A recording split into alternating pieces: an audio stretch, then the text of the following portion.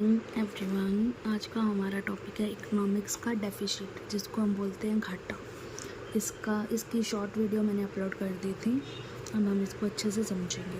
Trade deficit, व्यापार घाटा, revenue deficit, राजस्व घाटा, बजट डेफिसिट, बजट घाटा, प्राइमरी डेफिसिट, प्राथमिक घाटा, फिस्कल डेफिसिट, राजकोषीय घाटा। इसकी टाइप्स हैं, इतने तरह के घाटे होते हैं। इनको एक्सप्लेन अच्छे से हम अभी करेंगे। फर्स्ट इज व्यापार घाटा, ट्रेड डेफिसिट। किसी भी अर्थव्यवस्था या देश में एक वित्तीय वर्ष के दौरान, जैसे इंडिया का 1 अप्रैल टू 31 मार्च है, कुल आयात मूल्य अगर निर्यात मूल्य से ज़्यादा होता है तो व्यापार घाटा कहलाता है, राइट। सेकेंड वन इज़ राजस्व घाटा, रेवेन्यू डेफिसिट। जब सरकार की कुल अनुमानित आय से, राजस्व से, अगर वसूली कम होती है तो राजस्व घाटा कहलाता है। When collective revenue less than targeted revenue within financial year.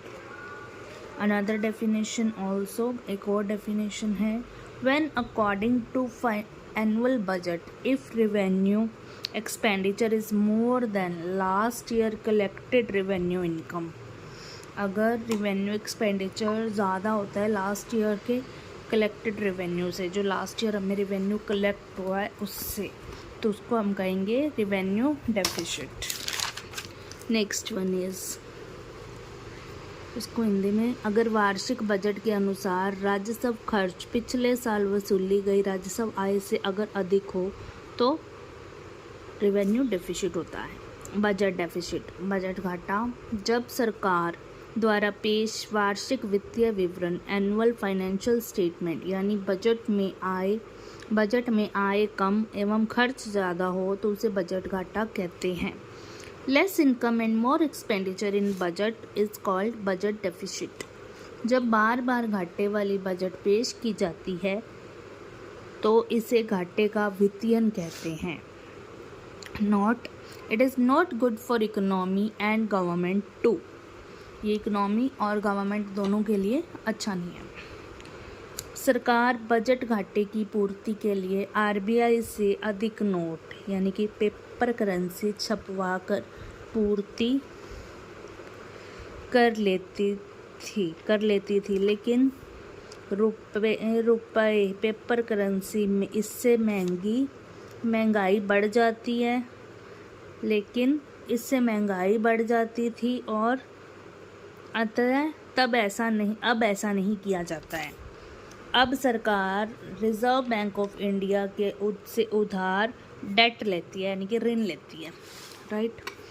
Next, सरकार बजट के घाटे की पूर्ति हेतु आरबीआई के माध्यम सरकारी ऋण पत्र यानी बॉन्ड जारी करवाती है, यानी कि बेचती है, जिस बॉन्ड होल्डर की एक निश्चित समय पर ब्याज सहित मूलधन मिल जाता है वह बॉन्ड जमा कर देता है, यानी कि लौटा देता है। नोट, जब प्राइवेट कंपनी उधार लेती है बाजार से, ऐसे ऋण पत्र को डिबेंचर कहते हैं, right. Fourth, fiscal deficit, total date burden of government plus budget deficit, right.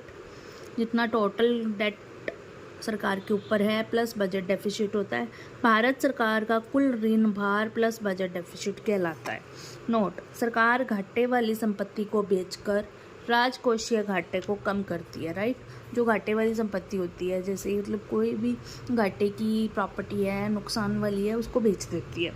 Fifth, primary deficit, fiscal deficit plus payment of interest, राजकोषीय घाटा और ब्याज भुगतान, इसको हम प्राइमरी डेफिसिट में काउंट करते हैं।